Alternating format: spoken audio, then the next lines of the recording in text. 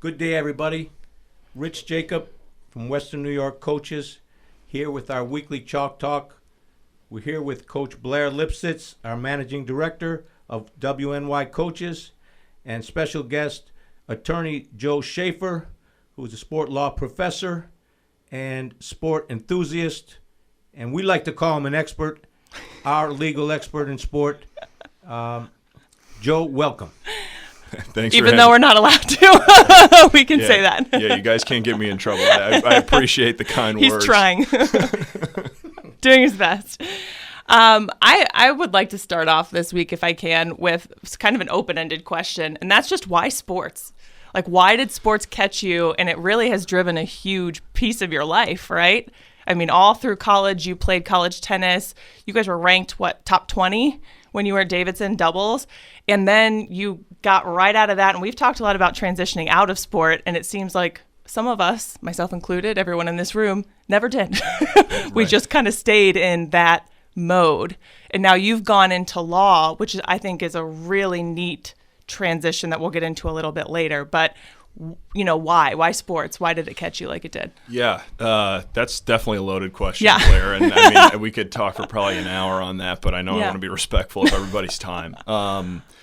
I mean, early on, I think sports was, that's how it was the first thing I did when I got home from school. And my next door neighbor, we'd go out and we'd play in the backyard. I don't know if kids still play in the backyard, but that was every single day, 5 days a week before organized sport. And then, I was gifted, you remember the Jim Kelly, mini helmets? I know you didn't grow up around here, but it was we would put on our, little kid pads. I can only imagine. And it was we would go out and we would play whatever our version of football was in the backyard. And so anytime, Johnny, my next door neighbor, introduced me to a new sport, I was just blown away by it. And then, organized sports came, and I realized that I wasn't really a person for politics. It was politics is politics, and I respect the people who, have the emotional and mental energy to get into that. But I was more worried about what was happening on Sunday, 5 minutes down the street from me in Orchard Park at the stadium. And, I was lucky enough to get to play college tennis. And then I kind of waffled in my major. I thought I was going to be an econ major. And then I got my first test grade, and that didn't go so well. And then I was going to be a math major, and that didn't go so well. And I found my way at Davidson College into our history department. And what I realized is I could study sports and basically the history of sport if I found the right lens to do it. And I was lucky enough. I had a professor. He taught African American history since 1877, and I saw a picture of Jack Johnson, the famous boxer, first black heavyweight champion of the entire world in 1908. And I learned Johnson's story, and I wrote my term paper on it. And I remember reading about it, and there was a line from a famous newspaper columnist back then, and he said, people are more willing to pay attention to the back page than they are to the front page in terms of, politics are politics. They're always going to be there. People are more concerned about what's going on in the boxing match or what happened in the football game or what's going and that I really related to that. And so I was able to not only, play Division I college tennis at a high level, but I got to study, how sports and race relations kind of developed in our country. And, at the end of my college career, I saw, unfortunately, I just saw that the pros weren't going to be a pathway for me. I wasn't super interested in it. We all kind of go through stages of burnout, and you spend so much time with it that I wanted to figure out how to stay in sport, because I knew how much sport meant to both me personally and then to society, right? Because there are a lot more like-minded people who just will, watching Bills games is like church for our town, right? So it's I could kind of relate to that. And I was like, how can I stay in sport without being able to actually compete? And so I went into coaching as kind of a gap filler, so to speak. And I know this is a coach's podcast, and I have a lot of thoughts on coaching philosophy. But when I realized I didn't want to be a full-time coach, I saw the opportunity in administration, and I saw a lot of administrators had law degrees. And, here I am. Oh, okay. That's what took you into it. 7 or 8 years later with, a practicing attorney in sports law, whatever that actually means. It's a super, open-ended space. But I guess that's the long way of saying, sports has always sports have always had a really special place in my heart. And I think, the connections that you make with teammates, and I see all of the good that it can do, and the unity it can bring to a community, and the civic pride, and just the good that it can do for young folks, for kids, 6-year-olds. I think playing t-ball is or playing soccer and being a member of a team, playing in the backyard, it's the most important friends, right? thing you can do, not only for for exercise and for physical health, but also like the skills that you learn as being a member of a team. Right. And I think oftentimes we get into the professional world and people forget the lessons that we learned in kindergarten and in t-ball or in soccer or in the backyard, that you're not the most important person on the field all the time. You need to learn to share, and you need to learn to encourage one another. And I think that's like, our most important coaches are oftentimes our first coaches. Yes. Of course, right? When you're very, very young, those are the ones that make the biggest imprints. And those are the ones probably that throw you into the sport that you end up being in, right? Right. Absolutely. A lot of times, because you become the most passionate about it. Right. You talked a little bit about coaching philosophy, and I'm interested in this because you played at a high level and then you went into coaching. And I know that what I thought my coaching philosophy would be as an athlete was very, very different from what it became as a coach. Did you notice that too? Was it different for you? Yeah, 100%. I mean, I still coach to this day, and I think the coach that I am today is, frankly, a little bit disappointed in the coach that I was at 22 because... You think you have to be so hard on everyone. That's how I felt. And I don't know if it was because I was a female and I needed to prove that I was tough, but I do, looking back, wish I would have recognized that earlier. I didn't need that.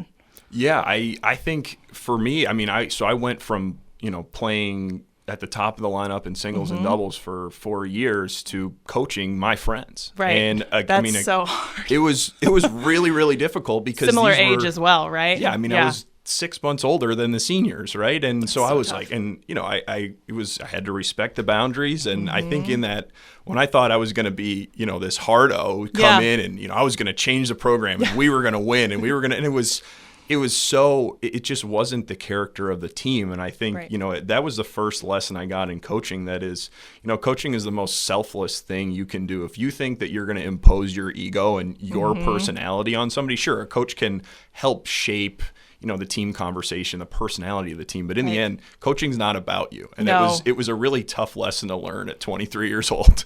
Yeah. Being away from home, I couldn't really be close with my friends. And I think I needed to kind of get my feet underneath me. And as difficult maybe as that year may have been, it really, I learned a lot of lessons from that in coaching, and just, what it's like to, I guess, grow up a little bit. I don't know if I have, but. Yeah.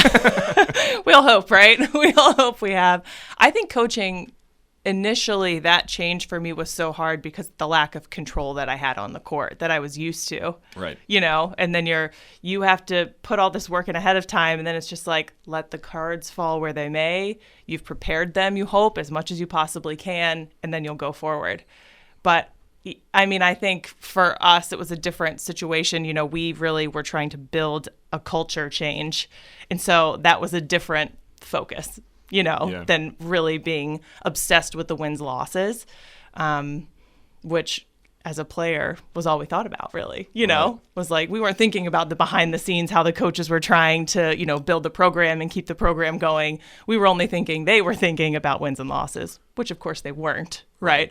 But in your thought process then, that's what was going through. Yeah, and I think there's a difference between, being a leader on the team, like being a vocal leader or non-vocal leader. However, people lead in many different ways. I mean, as you guys can probably tell, I like to talk, so I was more of a vocal leader than a non-vocal leader. That's why we had you on today. Yeah, right? I mean, no, but I think it was, I thought that I had coaching figured out before I even became a coach. And I knew, I was like, I'm going to be the best assistant coach. I'm going to do everything that my assistant coaches did. They were a little bit more passive than I wanted, and I realized this is why these guys kept their mouths shut. They, there was a reason why the coaches that I had, and it made me appreciate the coaches that I had even more after my playing career was over. And I felt kind of like I needed to call them and apologize. And be like, sorry, emails. It was such a piece of work.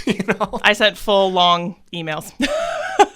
For that reason. But at like, the same, oh man. Yeah, but at the same time, I think like there's a reason why you were what you were at your program. And I think there's a reason why, my coaches hopefully appreciated what I did at my program. It was, if you're willing to put your heart on the line and you're willing to just compete and battle and do things the right way. Right.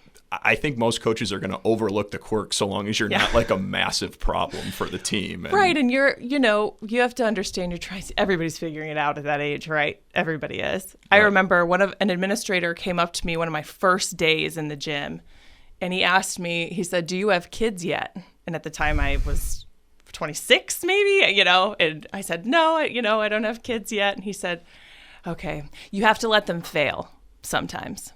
Because it was like I was pouring everything I could think of, this arm swing and this and this and this and all these little things into every single player. And he was like, sometimes you have to let them fail so that they can understand what it is to what they're doing. And then you can start, and at the moment I was like, well, that's not helpful. It was so helpful in the long run. It was so helpful. And now I get it. I've got kids. I'm like, yeah, that makes sense. Sometimes you got to fall down a few times, you can't hold their hand all the time. But that helped me so much early in my career. Well, but even at the same time, Coach, I mean, your standard, you're setting the standard, Yeah. you're setting the climate for your team. So everything was good about the way you were thinking, too. And again, let's remind our listeners, 4-time NCAA champion, Big Ten Player of the Year, professional throughout, and then came back and coached here at UB. So, yeah, there's a lot to be said about the standards. But inviting our children to fail, and we know we're going to be there to pick them up and have these coachable moments. Absolutely. I mean, and Joe, thank you. We appreciate so much the authenticity, the passion you have, for sport, for coaching. You mentioned the burnout, and so thinking about our youth for a moment, and we see this 11, 12, 13-year-old kind of losing the spirit of participation, and we want to do something about that. So can you talk a little bit about your observations on this issue, if you will? Yeah. I mean, it's an amazing question, Rich, and I think burnout happens. I think burnout's inevitable, especially for performers or for athletes or any sort of performer, right? Who wants to perform at a high level and who wants results, right? And I think ultimately, the results are what cause burnout in a lot of ways, whether you're not getting your wins or you can't master, as for me, a certain stroke and you're struggling. For me, like right now, I'm working on my forehand. 30 years old, almost 31, and I can't hit my forehand. Right. Hopefully this doesn't go too live because I'm trying to play, trying to compete. People are going to use this should have as said that. We got to edit that out. No. But I think that when we focus so much on results, the results, impede progress, right? And progress is incremental. And I give my dad a ton of credit. My parents were, they were the best tennis parents ever because, you see the stories about, Maria Sharapova, and there's that King Richard movie coming out about Venus and Serena. Like Richard Williams was nuts, but he's got his girls, and you see that especially in tennis. I don't know what it is in other sports, but because, parents take such control early on, it becomes as much the kid living out the parent's dream as the kid living out the kid's dream, if not more the former than the latter. And, my dad and my mom actually, she's going to be upset when I say this, but my mom didn't know how to keep score until after I graduated, which was super funny. So she took me to a match in New Jersey, and I came off the court, and I didn't play well, but I won. I won like 6-4, 7-6. And she looks at me, and it was a single elimination tournament, and she goes, "All right, so what now?" And I was like, "Well, Mom, I think we should go get some food, go back to the hotel. I play at 8 o'clock tomorrow morning." She's like, "Yeah, but it's a single elimination tournament." I go, I know. She goes, "Well, you lost." Oh, no. I said, "No, Mom, I won." And she's like, "Oh, you got to call Dad." So my dad, who'd never gotten mad at me for losing a match, is like wondering what the heck happened. I'm off with Mom. My dad normally took me to tournaments. I call my dad. I'm like, "Hey, Dad." I'm like milking it, right? I'm like, "Hey, Dad." He's like, "What? Are you all right? Like, what happened?" He's like starting to get upset. And I was like, "Yeah, so, I didn't play that well. Like, I wasn't hitting my backhand that well. I won like 4 and 6. So Mom," and he's like, "Wait a second, what?" I was like, "Yeah, I won." I go, "Mom doesn't know how to keep score." He's like, "Oh my God." He's like, "Go get some pasta. Like, go get some pasta." Refuel. Like, I'm not going to, but my dad was always awesome because he had this great perspective that he imparted on me. I didn't like really become a decent tennis player until I was about 16. I grew into my body, Blair, as I'm sure you may be able to relate to, and Rich, who's 6'6", obviously also knows how to do it. And so, my dad said I was losing in practice all the time. I mean, I couldn't get it. I just switched from a two-handed backhand to a one-handed backhand. I was gangly. My limbs didn't match my body. I wasn't in very good shape.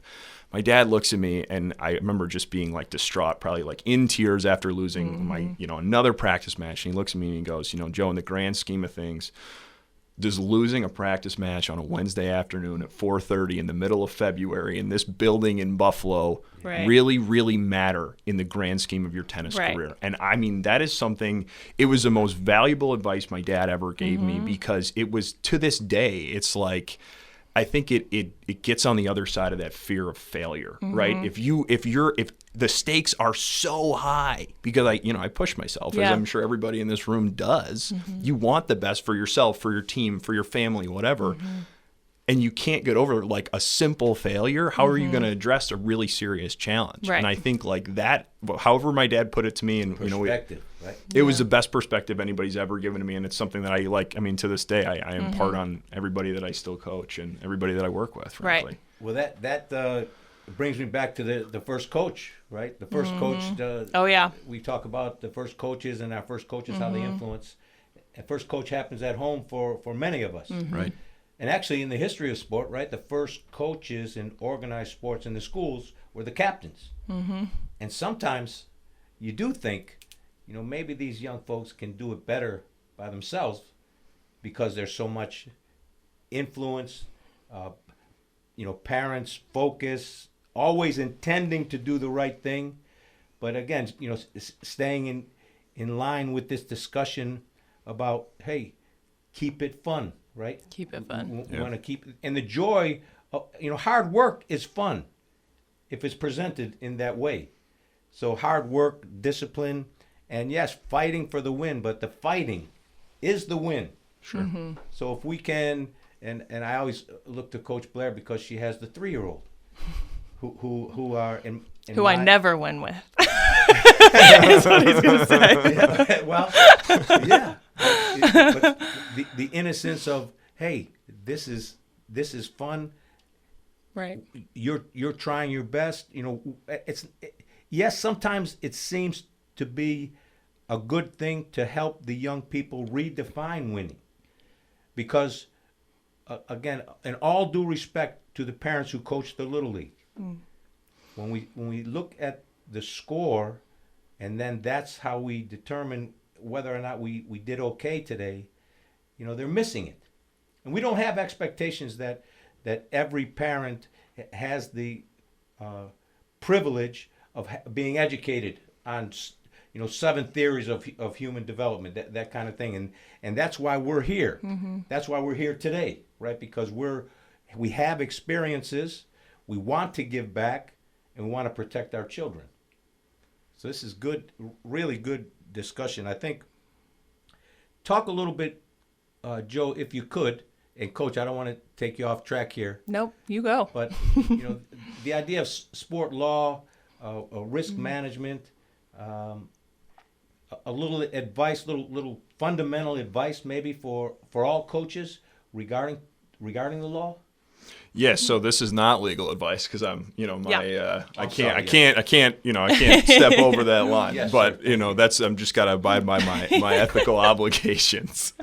But yeah, I mean, look, in terms of, it's open ended, right? I mean, the area of sports law, sports law is everything, right? Sport law can be criminal law. It can be, an injury on the field. It can be, right. At the professional level and, maybe in the college level, it can be employment law, right. It can be, does that, how challenging is that from a perspective of someone who's in sports law? You have to know all of the different, or do you go to someone who specifically deals with that kind of law and you work sort of as a liaison? Like, how does that even work? Yeah. Is that a weird question? Is that a bad question? No, it's a great question because I think a lot of, I think for the young folks or the coaches out there who have, athletes who want to get involved in, right. The business of sport. And maybe if I can, reframe your question, yeah, talk about I that. think that's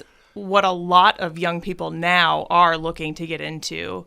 they want to get into sort of sports administration, or how can I do this with in sort of in that way. Yeah. Yeah, and, and when we look at it, and maybe you can help or have an opinion toward this, but in sport management, when we talk about those who have reached the highest level in the business side of sport, many have law degrees.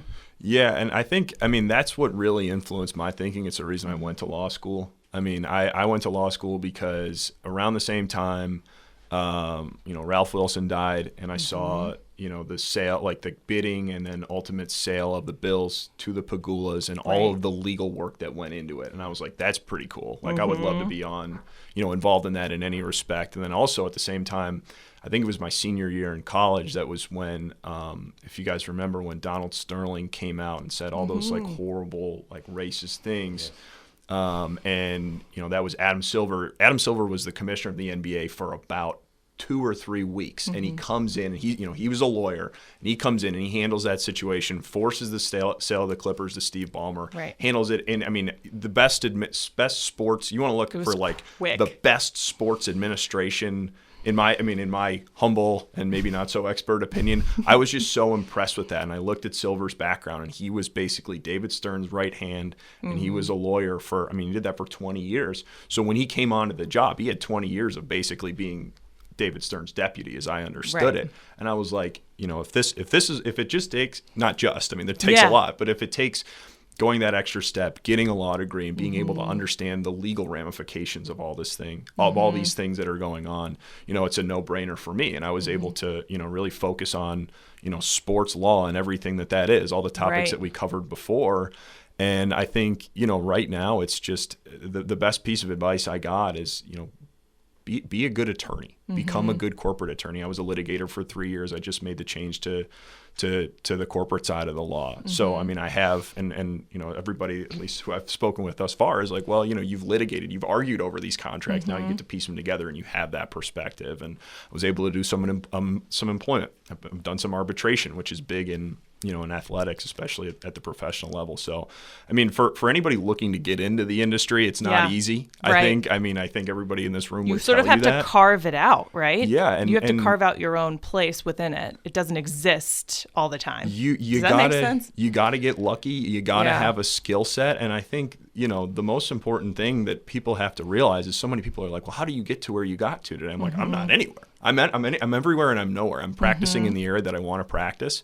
It took a lot of time. I write a lot on the side, but unlike becoming the CEO of M&T Bank, I don't know if we're sponsored by M&T, but maybe this is a plug. Hey, M&T. Hey. Soon to be. Student Success Center. All right. But there's a clear-cut pathway to get to that position. I have no idea how to tell you how to be the president of the Buffalo Bills. Right.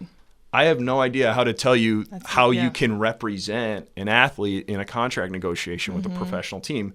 You're going to want to be an agent, but the path to becoming an agent is different for everyone. Yes. And so, my advice for anybody who's looking to get in is, find somebody who you really admire and like learn their path, and don't be afraid to reach out, because I think, for the same reason you guys had me on today, people like talking about themselves. I'm sure you can tell. I think I always say all coaches have a little ego. Sure. We all like to talk about ourselves and hear ourselves speak. But people are more than willing to share their path, especially if you're curious and you're, but at the same time, it's not, hey, Blair, I want to take you out for coffee. It's, Coach, I've learned your resume. I've looked at, where you were, how you've gotten here. I'd love to get any perspective you have from me. My experience is different, but I'm looking, to do a similar path. Same thing for Rich. I think honestly, there's a ton of opportunity when you're a student. When you're a student, the world is willing to listen to you a little bit more than when you have a full-time job. 100%. And so, that's when you have, if you like to write. It's so easy to start a blog. That's how a lot of my work in the NCAA realm has happened, and talking about pay for playing college athletics, NIL, and that might be a whole other conversation. But I have a whole bunch of questions about that. Right, we might have to do that a different day. But I also have a very maybe silly question. How fun is it to argue in court? Because I know so much goes into the prep. Are you thinking about career change? No. Not at all. Oh my gosh.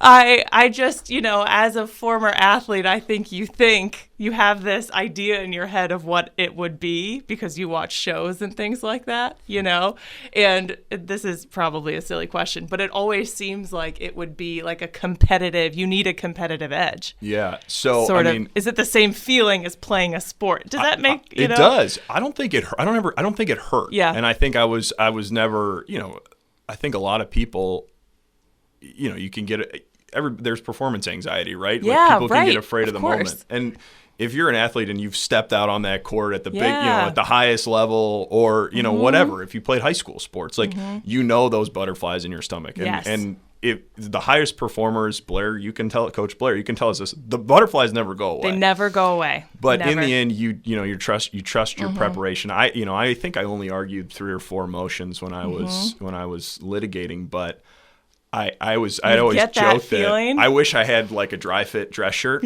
because by the time I was done arguing, look, I'll be very genuine with you guys. I was sweating so much. Yeah, I'm sure. And in the dead of the winter, right? Right. And so it's like February and I'm like wearing a white dress shirt and making sure my Your coat's all my the way. coat's all buttoned up so I don't look like ridiculous. But Right. I think we won the last motion I argued. I won, and it was the really special moment with the partner I was working on, and the judge issued the ruling, and it was virtual, so it wasn't like in the courtroom, but it was funny because after the motion was done, we both looked at each other.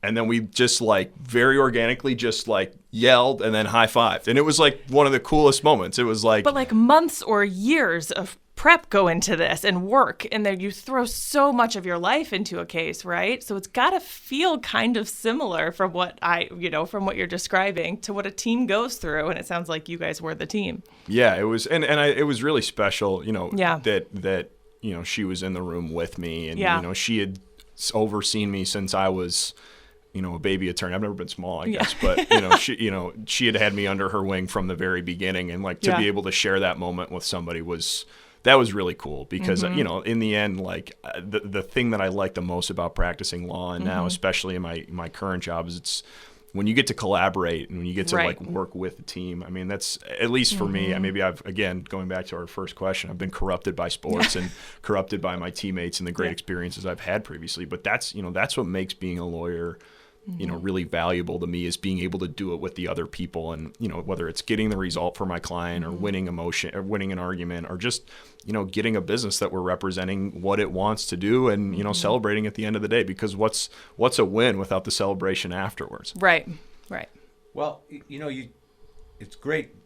Trust your preparation. I want to get back to Coach Blair and ask her a little bit about that, because I know she excels in that area as well. But talk a little bit about your new position. And by the way, congratulations on your recent marriage. Yeah, geez, thanks. This is great. I'd be here every week. I feel great. I've moved over. I'm working at Lipsitz Matthias. It's another firm right downtown in Buffalo at Fountain Plaza. You can see our name right in the skyline. Yeah, yes. Made the transition from litigation over into our corporate group. I'm focusing on both sports law, so helping out some professional and minor league teams.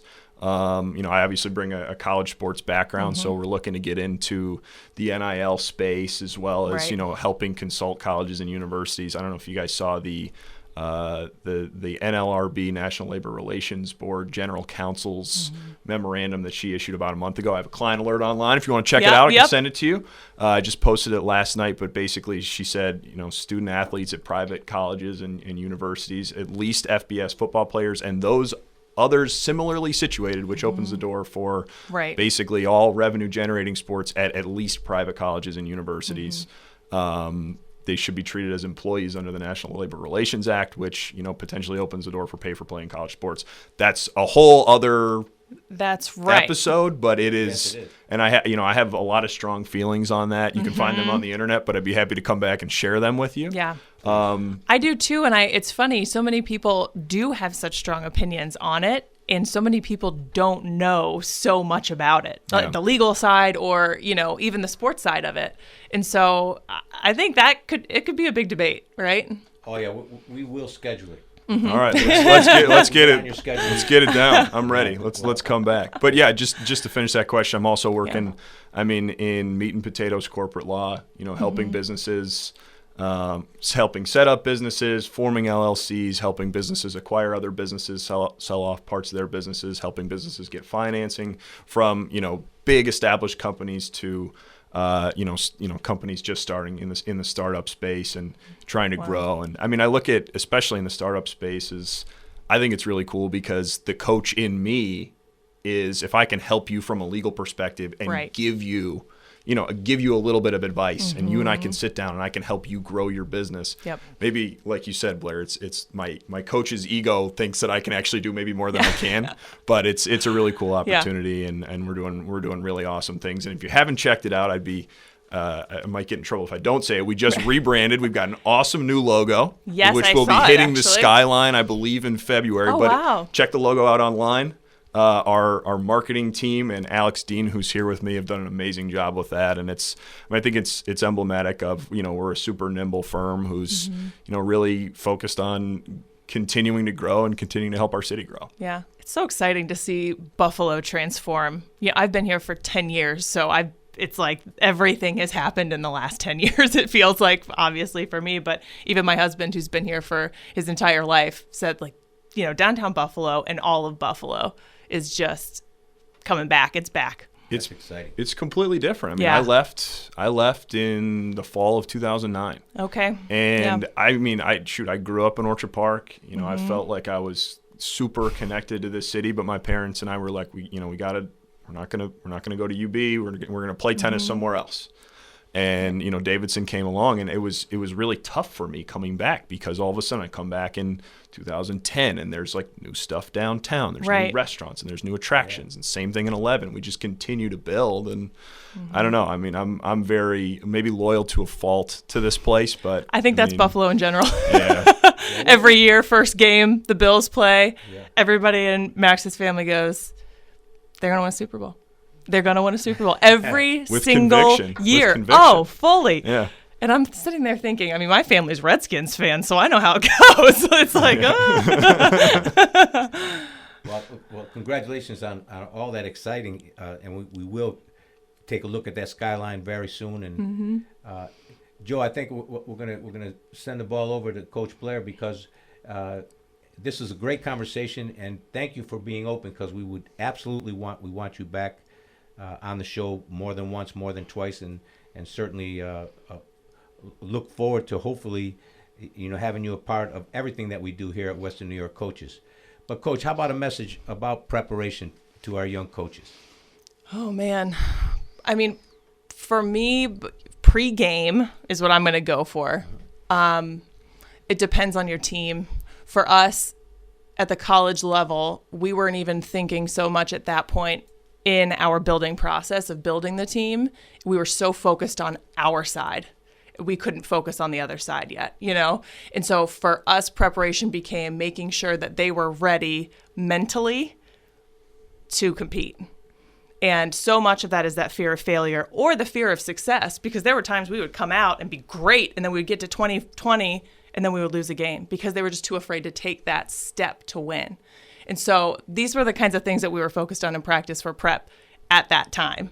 Now, I mean, you fast forward however many years later, of course that changes over time. But for us, we were thinking about that fear of failure, fear of success. How are we going to show up on the day and be able to make it like a practice for them?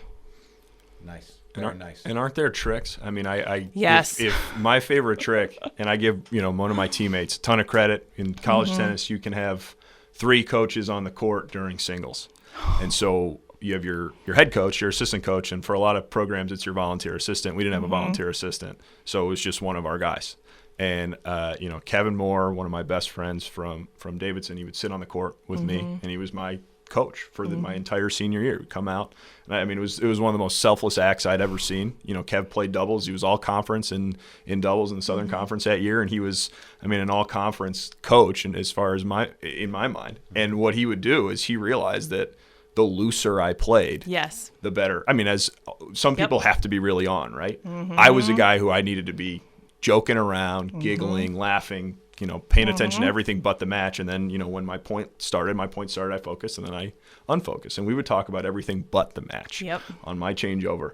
What are we doing tonight? What restaurant are we going to? Did you watch Parents that in Warriors town. game? Yeah, like, who do you think has the better fried chicken down here? Who figured that out? You or him? He did. He did. He did. And he just sat and he was like, you know, if I'd lose a game or I'd get broken, he'd be like, our joke was we'd say sunk cost, because he was an econ major. Sunk cost. Can't do anything about it. It is what it is. Right. Let's move on. And he's like, all right, let's move on to talking about, you know, who has the better burrito in town. And it was, you know, Kev was just incredible. It was amazing that he figured that out. But I mean, we had battled together for 4 years, and he knew. I mean, he knew me and my, you know, my psychology a little bit better than I did. So Right. I mean, I remember those having tactics to are great. listen to classical music before games. So many people listen to like the pump up music and anything that just gets you like up to here. Right. But I just like ran up to here. That's just like my normal. So I had to bring myself down. And I mean, I remember every single game, the first point, butterflies, nervous, so nervous. And then once that play was gone, it was gone. And that was it. And then I was totally fine. But it's so strange how you figure these little things out about yourself, too, not just a team. Well, it's so true and so unique to the individual. Yeah. It's really neat finding your rhythm, right? Right. Well, and speaking of great colleagues, we want to welcome Alex and our production people, Jackson and Jess. We want to thank everybody for being here today. We're looking forward to the next time. This is WNY Coaches signing out.